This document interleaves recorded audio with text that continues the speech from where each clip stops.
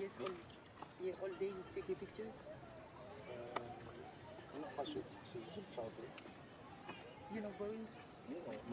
Like, did you are bored to do it all day? Yes, but most of the time, you every day. No come normally. Normally nó thành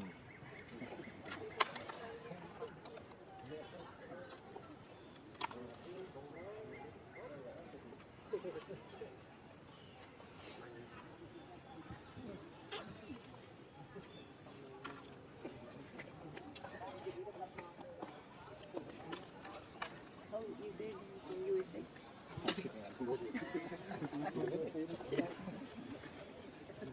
Because we speak English.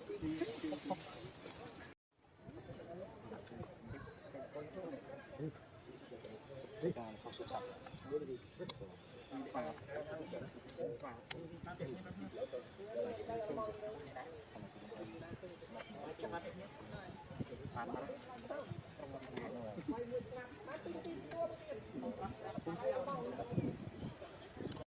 Tinh cái bóc bên này. Chưa chưa. Tôi qua đi.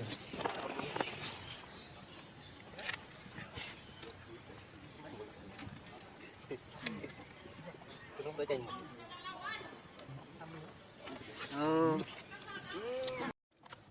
Đi ô nó đọc như thế, bốn sạch.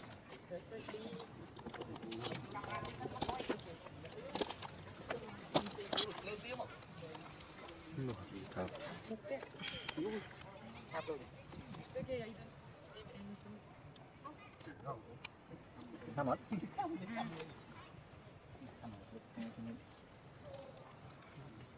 Bị thập tịch.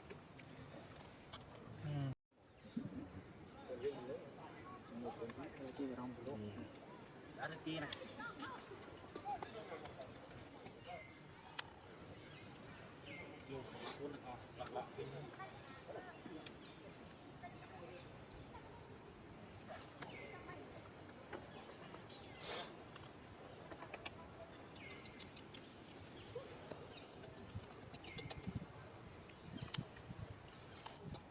Đi thử. Thọc sang tay thôi. Nấu bi. Đánh bóng đầu chui. Chui. Cắt mà lệch qua này. Cắt món. Xin ạ. Mọ cắn. Cho sâu cho nó biết cả món thế đó.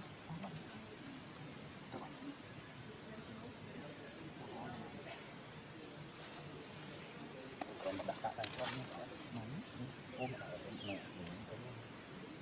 Không bao giờ tao lòng. đại trong cái đai thế dùng như tấu rồi đánh trong cái đai con nó cho mình bây giờ nó đã không ăn là cái đá đi con thì quê tao tính Anh này tôi mua khăn ông mà vú, khăn này cái lăng cái, chặt một cái đã mà vú đấy một cái mua.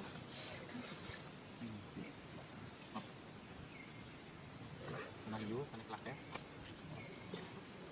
đã mới Hai. chụp một đó Đây mới đây hai này. Đây mới đây một lưu.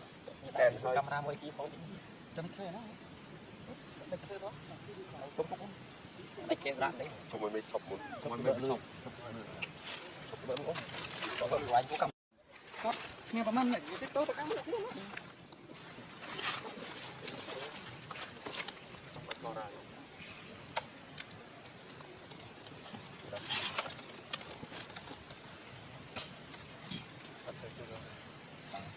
nghe Thêm à? mấy cái bút hả Đây cái thật tới chu mình 20 tuổi. ồ Trong cái lô. giết phát phiên rồi đầu tiên càng nhiều chứ ông buôn ông bướn nghe mình lên buôn lên nghe những người đẹp bóc bướn la này con bác cái khối ăn chồng coi nông dân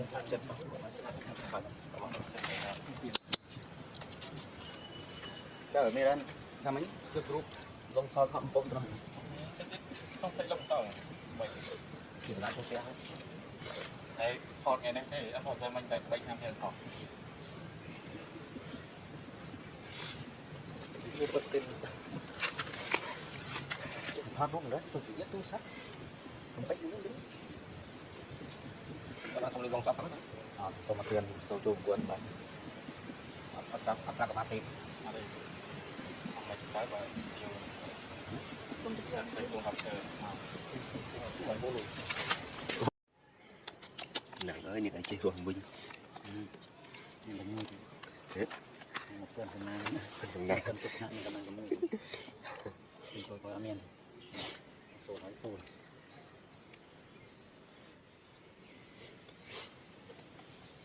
không chụp đây đó nghe cái này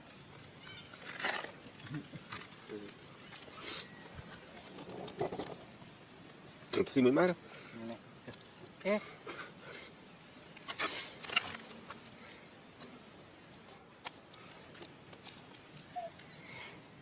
xa đi bao nhiêu chuyện đấy cô xài với số nữa bao giờ em sắp ăn thọt rồi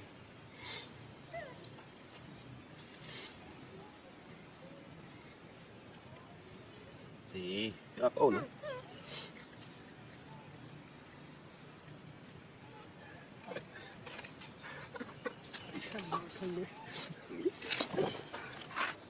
nữa mấy bữa gì bữa chuối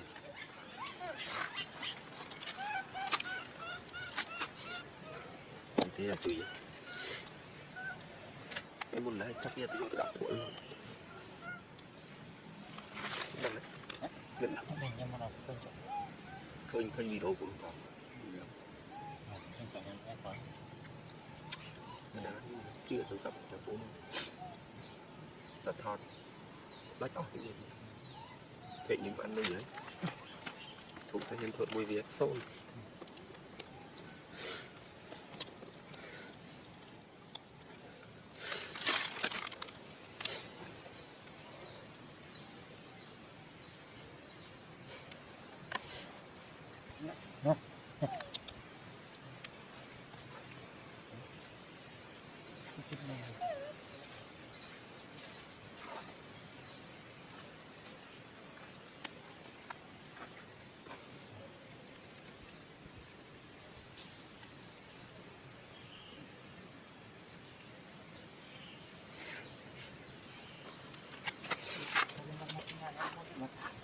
này nó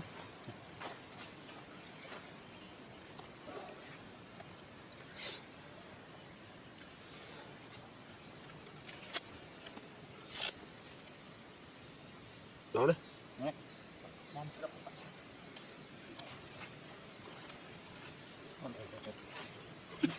là cái đám cồn được nó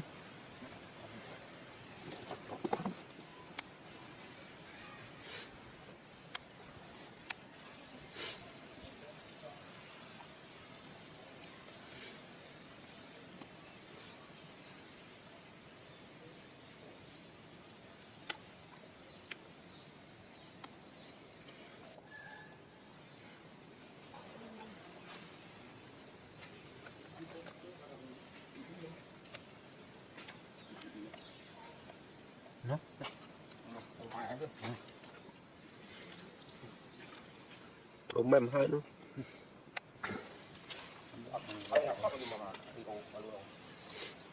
không mềm được đâu